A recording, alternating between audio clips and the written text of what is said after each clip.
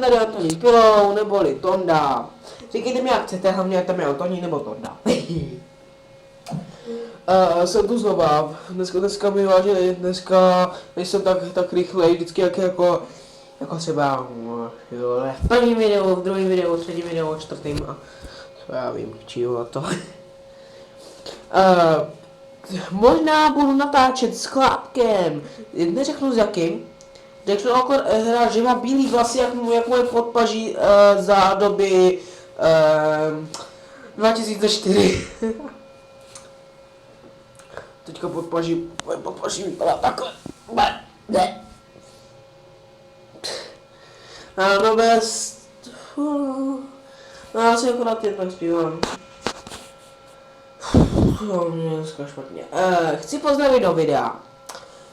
Nikolu Pavušku, Filipa Čiše, Jana Vinkolárka, Aleša Novotnýho.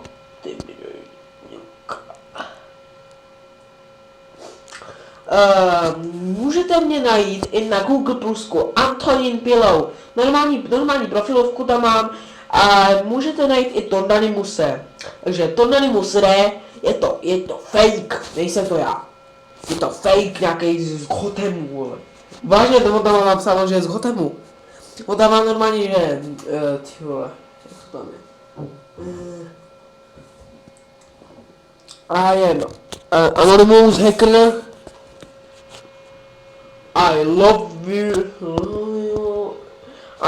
you, Harley Quinn. Tak to tam je. Tak. A spousta H a spousta A. Takže pak tam má další jména Anonymous Hacker a bydlí Gotemu. Ty vole, ale jako nechápu, proč tohoto lidi dělá jako, že bydlí v Gotemu, že jsou to Anonymous, vole, ale co on tam má na fotku přímo, I am the Tondanimus. Spider-Man, vole. Můžete mě najít občas, kdybyste mě chtěli někde vidět, tak mě můžete najít hodně ve městě, jako je třeba McDonald's, Tesco, tam se pohybuju. Poznáte mě kvůli tady vlasy? Ale mám takovou pěknou bundu. Černou. Takovou. Kdybyste se mnou chtěli někdy sejít, jako jestli jste teda z Brna, tak máte to na Google Plusku, prostě moje informace, kde bydlím a takový. To máte na Google Plusku. Takže Charlie Mary Fuk, ať jste tebe kluk a podpaží a holka podpaží na vás.